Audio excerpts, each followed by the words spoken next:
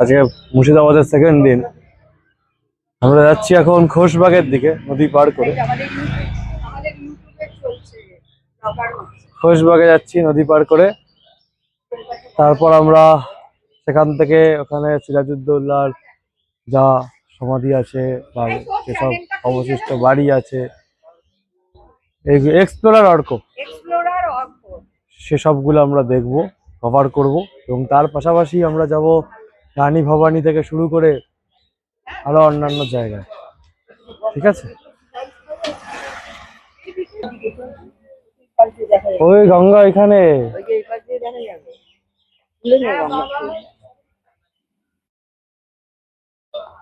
এখানে দেখছেন সুনিতা, সুনিতা খুব সুন্দর এখানে শাড়ি পাওয়া যায়।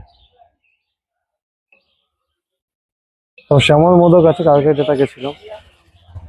এরকম গঙ্গা দেখুন। হ্যাঁ, আমাদের বাহ, কি সুন্দর এই গঙ্গা।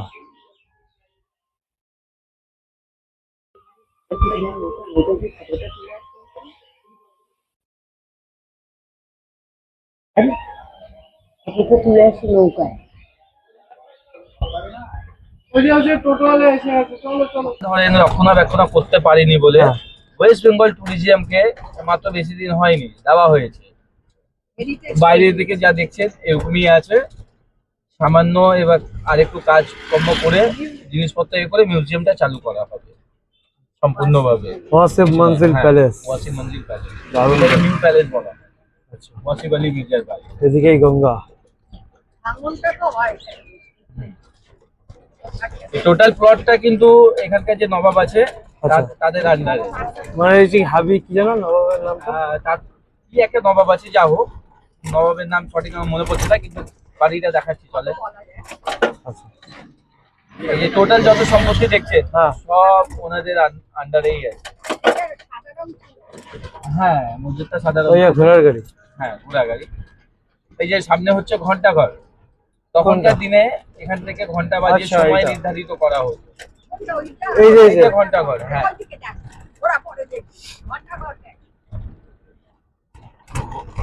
আপনি ঘোড়া দেখছেন, ঘোড়া যা যা কাণ্ড ঘটে গেছে কয়েকদিনের মধ্যে জানেন না আপনি। একজন পরে শুধু দর্শকবৃন্দ, আমরা এখন একটা নতুন এক্সকারশনে যাচ্ছি, সেটা হচ্ছে ভেসেলে করে টোটোয় চড়ে আমরা গঙ্গার ওপারে যাব। এবার আমাদের নতুন করে আজকের দিনে যাত্রা শুরু হলো। সঙ্গে থাকুন, পাশে থাকুন, আবার আমরা আপনাদের অনেক কিছু দেখাবো। এই তো কাকিমা বলে দিয়েছে খুব ভালোভাবে। আমি লোকেশনটা দেখাচ্ছি একটু।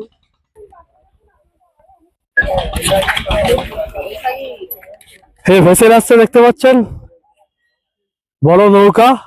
এই নৌকা করে আমরা টোটোয় উঠবো, উঠে পার হব, ওই পাড়ের দিকে আমরা যাব। ঠিক আছে, আমি লাস্ট এরকম নৌকা পারাপার করেছিলাম আন্দামানে ছোটবেলায়, তাও বকখালিতে একবার করেছিলাম।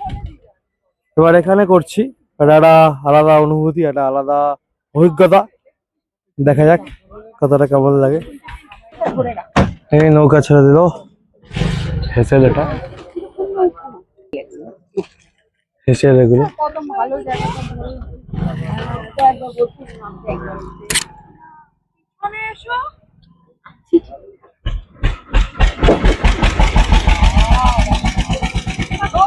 এটা ভাগীরথী।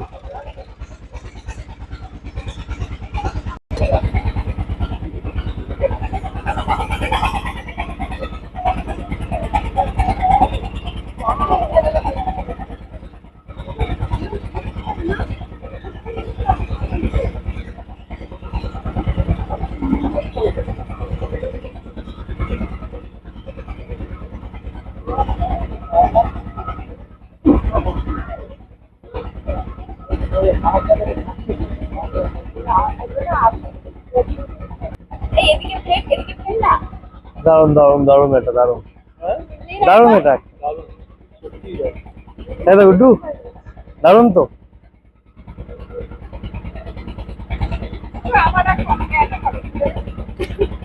এই তো সবাই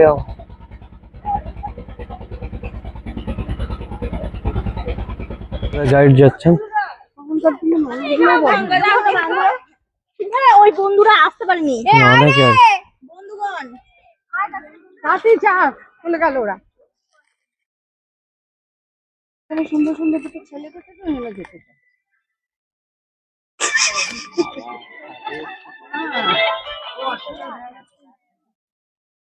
জুতো খুলতে হবে? যদি যাবো তাহলে সমাধিগুলো আচ্ছা আচ্ছা। ভালোভাবে ক্লিয়ার করে বোঝা যাবে। হ্যাঁ। রাজ আলিবর্দি দীঘার খবর প্রত্যেকটা খবরের সামনে না গেলে তো বুঝতে পারবেন না। আর তারা হচ্ছে আমাদের দেশের তখনকার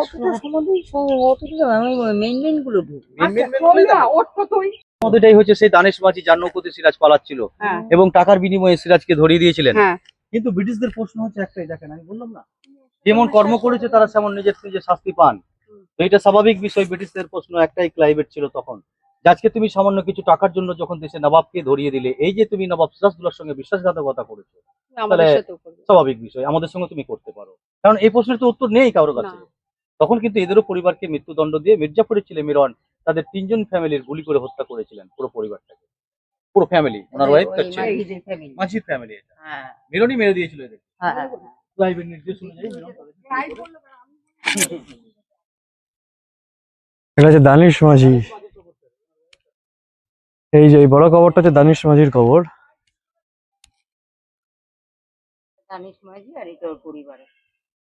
দানিশ মাঝি মেন মানে লাস্ট পেরেকে কবর, মানে কবরে লাস্ট পেরেক কথা বলে না, দানিশ মাঝি মেরেছিল। মানে কিরকম ডেঞ্জারাস লোক এই দানিশ মাঝি, হ্যাঁ ভাবো না একবার। এবং রবার্ট ক্লাইভ নিজেও ডেঞ্জারাস ছিল, কিন্তু তারপরও সে যেটা বলেছে সেটাও যুক্তিযুক্ত। কি হলো? বডিগার্ড গোলাম হোসেন আর দুই ভাই খোঁজা ছিল, ওরা মহিলা। চিন্তা কর 17 বছরের একটা ছেলে কত কিছু করে গেছে। হুম। এতগুলো বাচ্চা কাচ্চাও হয়েছিল তার। 17 বছরে মারা যায়নি উনি, 23 বছরে মারা গেছে। 23 বছরে এতগুলো বাচ্চা কাচ্চা। উনি 23 বছরে মারা গেছে না সিরাজউদ্দৌলা। এখানটা একটু ধরে রাখলাম।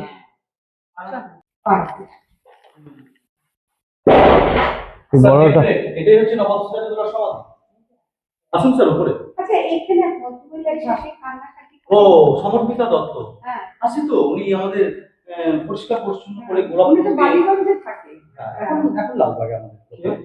বালিগঞ্জের এক ভদ্রমহিলা স্যার, সে সবসময় সিরাজের সমাধিটা দর্শন করে নেবেন। আরে দাঁড়াও, চুপ করো বলতে। বাংলার শেষ স্বাধীন নবাব সিরাজদৌল্লা যাকে ক্ষত বিক্ষত করে কেটে মিরন হাতির পিঠে ঘোরানোর পর এখানে সমাধিত করেছেন।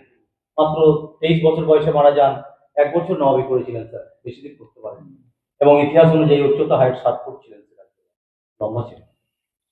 কিন্তু এই যে এত মানে কষ্ট এবং এইভাবে মেরেছে, এনার কারণেই ধরুন ওনার বিশেষ তখন পাগল হয়ে গেছিল। 1786 সালে মানে 30 বছর পর যখন মারা যান, ব্রিটিশরা তাকে পায়ের তলায় বলছি ব্রিটিশরা তাকে পায়ের তলায় সমাধিত করেছেন। লুৎফান্নেসা বেগম, সিরাজের ভাই। লুৎফান্নেসা বেগমের সমাধি। এই হচ্ছে লুৎফান্নেসা। উনি আলেয়া। আলেয়া হচ্ছে সিরাজদৌল্লার সেনাপতি মহল্লালের বোন। মানে উনি একজন গুপ্তচর, মানে স্পাইয়ের কাজ করতেন। সিরাজের হয়ে। সিরাজের। আর ওই কবরটার কথা বলছেন, ওটা সিরাজের পালিত ভাইয়ের কবর, মির্জা মেহেদী। পালিত ভাই। মির্জা মেহেদী। এদিকে দেখবেন সিরাজের মেয়ের সমাধি রয়েছে স্যার, ওমরের জোহরা। হ্যাঁ ঠিক আছে, বাগ মেমোরিয়াল। এখানে সিরাজউদ্দৌলা, আলিবর্দি খাঁ থেকে শুরু করে লুৎফান্নেসা বেগম, সিরাজের যিনি স্ত্রী, ওনাদের কবর আছে। আমরা সেখানেই এখন যাচ্ছি।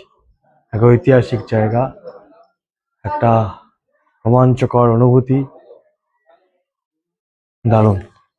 আমরা দেখাচ্ছি সেটা।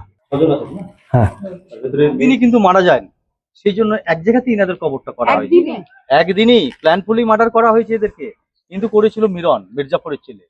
তো অ্যাকচুয়ালি ঘটনাটা কি হয়েছে দেখেন।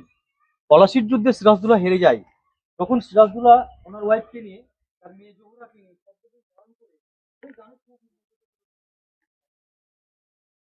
এই ঘটনাটা ব্রিটিশ জানতে পেরে গেল যে সিরাজ পালাচ্ছে, তখন 1,000 টাকা স্বর্ণমুদ্রা দেওয়া হবে। এইভাবে ব্রিটিশ সরকার তখনকার দিনে ঘোষণা করলেন, মানে সিরাজকে যদি কেউ ধরে দিতে পারে।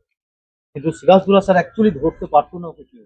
ওনার না পায়ের নাগরা জুতোর জন্য, তাই নাগরা জুতোটা পাল্টাতে পারেনি, ওই জন্য ধরা পড়ে গেছে। মানে জুতোটাকে দেখে কিনে নিয়েছে। এবার সোনার জুতো। এবার সেই মাঝি পয়সার লোভে সিরাজকে ব্রিটিশদের হাতে তুলে দিল। তখন মির্জাফরের বাড়িতে সিরাজকে বন্দি করে রাখলেন ওনারা। তখনই এই 17 জন মানুষ মির্জাফরের বাড়িতে এসেছিলেন মানে সিরাজের সঙ্গে দেখা করার। কিন্তু দেখেন ব্রিটিশরা এদেরকে ভুল ভেবে নিয়েছে। ভুল বলতে এরাই সিরাজের পরিবার, তাহলে ভবিষ্যতে এরা দাবি দাবা করবে। ওরা কিন্তু এই জিনিসটা ভাবছে, আদৌ তো এরা সিরাজের পরিবার ছিলেন না। এখন একটাও গোলাপ গাছ নেই। হ্যাঁ, তো নেই স্যার, হবে গভর্নমেন্ট যখন নিয়েছে হবে। মির্জাফরের ছেলে স্যার দেখুন এদিকে কিভাবে মেরে দিল প্ল্যান করে। গভর্নমেন্টের হাতে আছে। হ্যালো, এটা মসজিদ, দিল্লির জামা মসজিদের আদলে এই মসজিদ খোশবাগে এটা তৈরি করা। এখানে আলীবর্দী খাঁ আসতেন, মানে সিরাজউদ্দৌলার দাদু। আলীবর্দী খাঁ এসে এখানে নামাজ পড়তেন। এই জায়গাটায় দাদা, আলীবর্দী খাঁ কে ছিলেন? মুর্শিদ কুলি খাঁ। মুর্শিদ কুলি খাঁর সঙ্গে আলীবর্দী খাঁর কোনো রক্তের সম্পর্ক তো ছিল না। আচ্ছা আলীবর্দী খাঁ অ্যাকচুয়ালি মুর্শিদ কুলি খাঁর সেনাপতি হিসাবে তখন কাজ করতেন। আচ্ছা দিয়ে ওনাদের জেনারেশন শেষ হয়ে যাওয়ার পর নিজের ক্ষমতায় আলীবর্দী খাঁ বাংলার নবাব হয়েছিল। আচ্ছা আচ্ছা আচ্ছা মানে ওদের সঙ্গে কোনো রক্তের সম্পর্ক নেই। মুর্শিদ কুলি খাঁ মারা গেছিলেন, হ্যাঁ। তারপরে ওনার জামাই সিংহাসনে এসেছিলেন। আচ্ছা জামাই মৃত্যুর পর ওনার সরফরাজ খান লাস্ট উত্তরাধিকারী আচ্ছা 1739 গিরিয়ার যুদ্ধে আলীবর্দী খাঁ প্ল্যান করলে তাকে হত্যা করেন।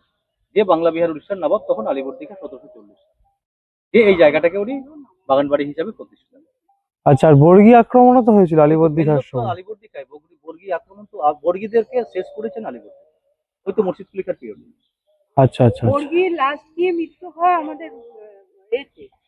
বর্গীদের রাজা ছিলেন তখন নেতা ভাস্কর পণ্ডিত। হ্যাঁ, ভাস্কর পণ্ডিত, যেটা হচ্ছে নলহাটিতে ওনার। আচ্ছা। ভাস্কর পণ্ডিতকে প্ল্যানফুলি মার্ডার ভাস্কর করেছিলেন। পণ্ডিত বিশাল আলীবর্দী বড় খাঁ। একজন চক্রান্ত, হ্যাঁ। খুব কাউকে বদমাইশ। এমনি কাউকে তো মানে সবকে প্ল্যানফুলি মানে মার্ডার অ্যাকচুয়ালি যেভাবে ভাস্কর হয়। পণ্ডিত নলহাটির মন্দিরে যদি যায়, আচ্ছা ওখানে গেলে দেখতে পাবি দুটো নিম গাছ আছে, বুঝেছিস? একটা আচ্ছা। মিষ্টি নিম গাছ, একটা তেতো নিম। ওই নিম গাছের ওপর থেকে দেখতো ওই যে ঠগি চালনটা তো ওই করতো। যে কবরটা সিরাজ করেছিল একমাত্র, মানে একটাই কবর যেটা সিরাজ করেন সেটা হচ্ছে না আলীবর্দী খাঁ। আর এই খোশবাগে প্রথম কবরটাই হচ্ছে না আলীবর্দী খাঁ। আচ্ছা। উনি 1756 সালে মারা গেছিলেন 10 এপ্রিলে। যখন উনি মারা যান ওনার কবর দায়িত্ব করে খোশবাগে সিরাজ করে এবং 11 এপ্রিল সিরাজদৌল্লা বাংলার দায়িত্ব নিয়ে। আচ্ছা। সেদিন থেকে তো ওনার মাসি ওনার বিরুদ্ধে ষড়যন্ত্র শুরু। হ্যাঁ, ওর জন্যই তো শেষ হয়েছে। হ্যাঁ, হয়েছে। ওই দিকটা হচ্ছে জগৎ শেখ আর এই দিকটা হচ্ছে সিরাজদৌল্লা। হ্যাঁ হ্যাঁ। স্যার এই কবরটা হচ্ছে সিরাজের মাসির ছেলে পূর্ণিয়ার নবাব ছিলেন, নবাব শওকত জং। শওকত জং। বিহারের নবাব ছিলেন। হ্যাঁ। এবং ওনার ওয়াইফের সমাধি স্যার মতিবে। মতিবে। মানে সিরাজের রক্তের ক্লোজ যারা খুবই কাছাকাছি ব্লাড রিলেশনের মধ্যে তাদেরই সমাধি ছিলেন। মসজিদটা দেখেছেন?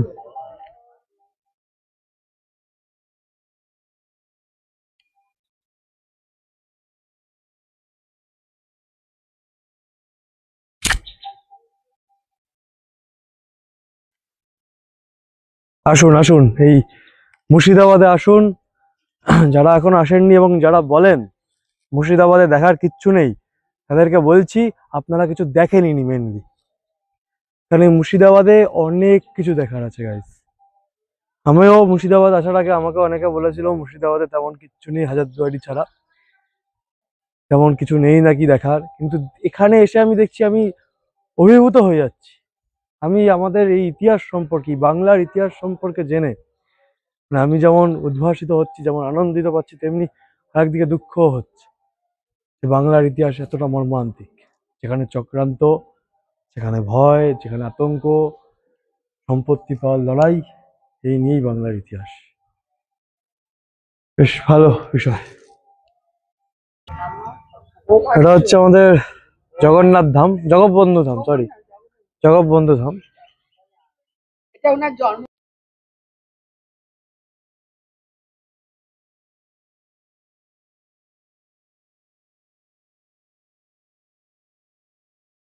আমি সামলে নেবো সব। আচ্ছা।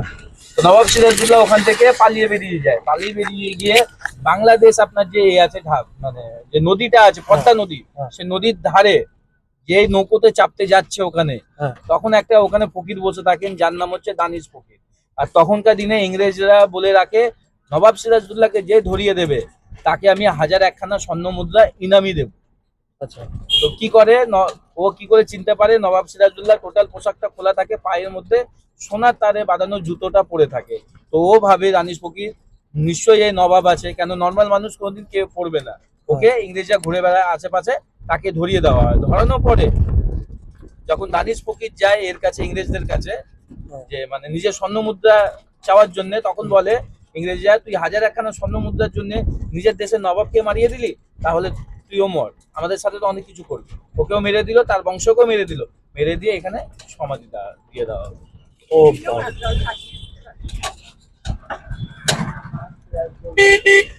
এটা হচ্ছে ইতিহাস। মানে সিরাজউদ্দৌলা একটা সত্যি ট্র্যাজিক নায়ক, যাকে উনি 17 বছর বয়স ছিলেন না? 17, মোটে, হ্যাঁ মোটে 1 বছর উনি রাজা ছিলেন। সে 1 বছর রাজত্বকালে উনি যে বীরত্বের প্রমাণ দেখিয়েছেন ইংরেজদের সাথে যুদ্ধ করে, সেটাকে সত্যি সেলুট জানাতে হয়। কিন্তু ওনাকে যেভাবে ওনার বাড়ির লোকই এবং ওনার বংশের লোকই যেভাবে ওনাকে সাথে ষড়যন্ত্র করে, ওনার সাথে বিশ্বাসঘাতকতা করে, ওই একরত্তি বাচ্চা ছেলে সেই সময়ের 17 বছর 18 বছর বয়সের, তাকে যেভাবে মারিয়ে দিয়েছিল, মেরে দিয়েছিল, এটা সত্যি একটা ধিক্কারজনক ঘটনা। সাগা মানে নিজের লোক নিজের নয়, এটা এর থেকে প্রমাণিত হয়। আমরা এই মুহূর্তে এসেছি সতীর 51 যে পীঠ আছে, সেই পীঠের অন্যতম পীঠ এই মুর্শিদাবাদে অবস্থিত। এই আজিমগঞ্জ, নাজিমগঞ্জ নয়, এটা খোশবাগ অঞ্চলের মানে জায়গাটাতেই প্রায় অবস্থিত এটা। এই মন্দিরটার নাম কিরিটেশ্বরী মন্দির। এখানে সতীর কপাল পড়েছিল, দেখাচ্ছি। এই মূল মন্দির, এই লালটি।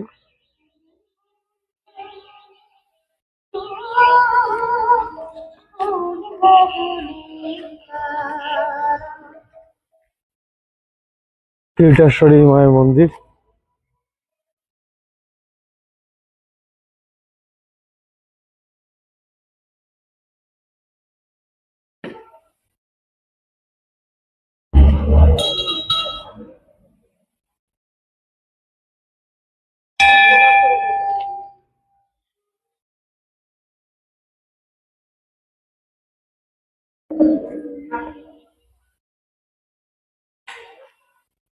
জয় মা কিরিটেশ্বরী। বাবা আছে।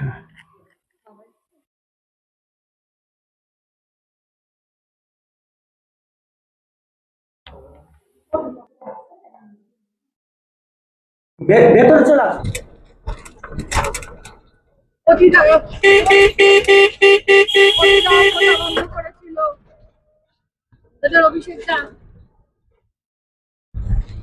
কলার কাজ। হ্যাঁ,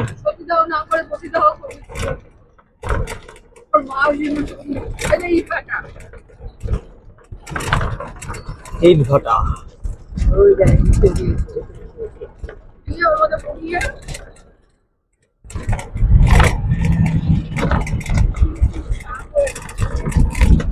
বাংলা মন্দির, ঠিক আছে।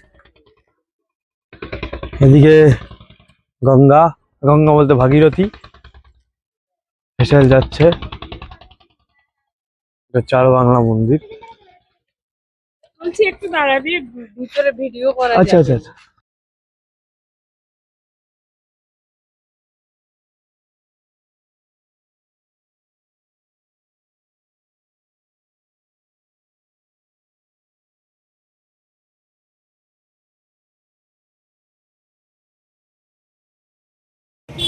আমরা হেসেলের সামনে দাঁড়িয়ে আছি, অরিজিৎ সিং এর রেস্টুরেন্ট হেসেল।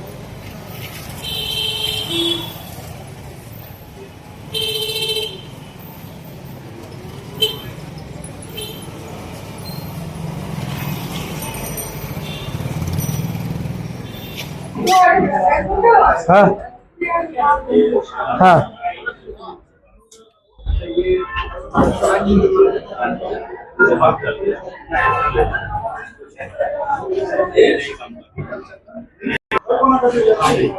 আচ্ছা আমরা এই মুহূর্তে আছি অরিজিৎ সিং এর রেস্টুরেন্ট হেসেল। বেশ সুন্দর চিমচামিটি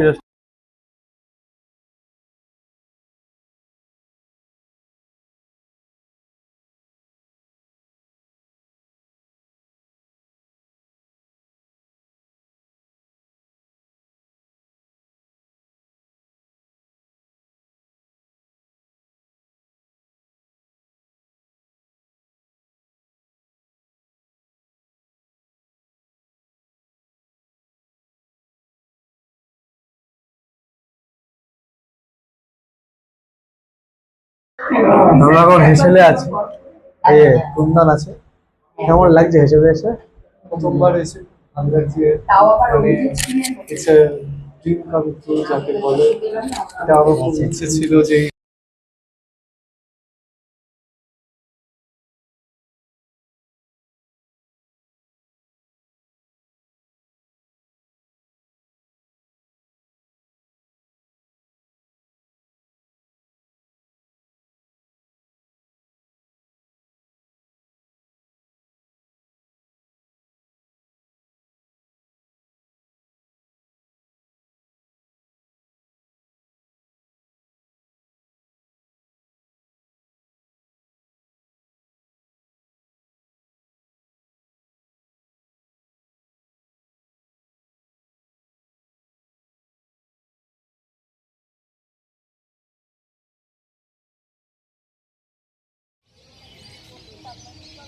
মুর্শিদাবাদের মতিঝিল দেখাচ্ছি।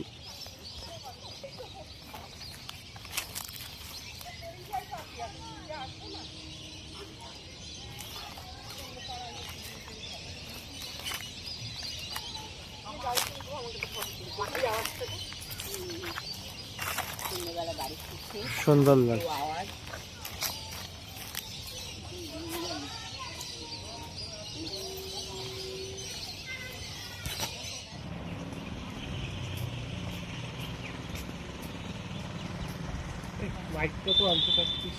চল মায়ের চার্জ নেই ভাই।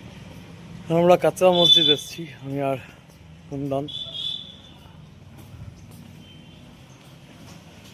বেশ সুন্দর জায়গা কিন্তু। আরে বাস,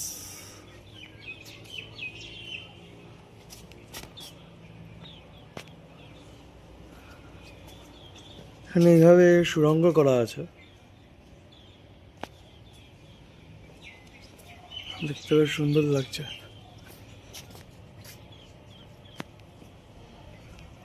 এখানে নবাব, প্রথম নবাব মুর্শিদ কুলি খাঁর সমাধি আছে। এই বাবা ভাই, এটা মিস করলো। বেশ সুন্দর, বেশ সুন্দর করে সাজানো এই মসজিদ। এটা কাঁচরা মসজিদ।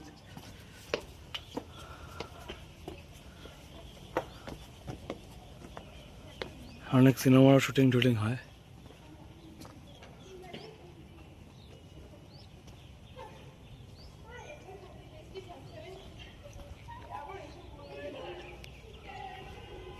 ভিতরে আছে মনে হয় সমাধিটা। আনবিলিভেবল, এটা আলাদাই ছিল ভাই। বাহ, দেখুন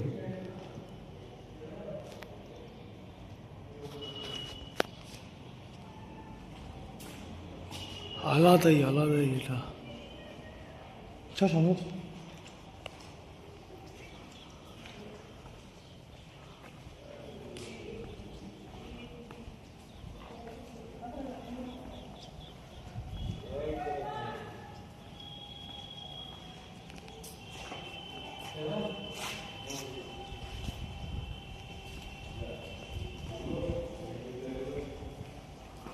দারুণ।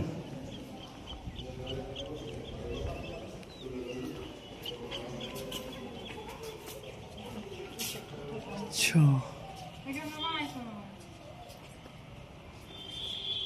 দেখতে এসে উঠলাম। কাতরা মসজিদটা থেকে ছিটকে গেছি। কেমন লাগছে গুড্ডু? মনে হচ্ছে যেন এটা একটা সারপ্রাইজ প্যাকেজ। আর যেগুলো ছবিতে দেখেছি সেগুলোই এখন চোখের সামনে দেখে ইটস আনবিলিভেবল। সত্যি সারপ্রাইজ প্যাকেজ ছিল লাস্ট দিনে এটা, সত্যি। আর ক্যাপ্টেনদের জন্য এরাই যেন আমাদের সব ঘুরিয়ে দেয়। আপনারাও আসবেন, আপনারা আসবেন, যোগাযোগের ঠিকানা দিয়ে দাও। খুব সুন্দর। এরা বেশ খাওয়া দাওয়া অতীব সুন্দর করে সব কিছু।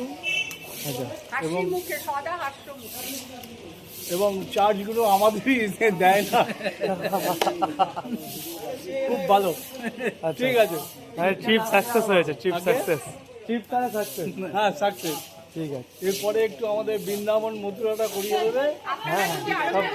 আপনারা যদি আরো কেউ যোগাযোগ করতে চান ওনার ঠিকানা বা কুন্দনের ঠিকানায় যোগাযোগ করলে করিয়ে দেবো। ঠিক আছে, ঠিক আছে, আমরা একটা ট্যুর এজেন্সি খুলছি এবার, খুলে ফেলবো।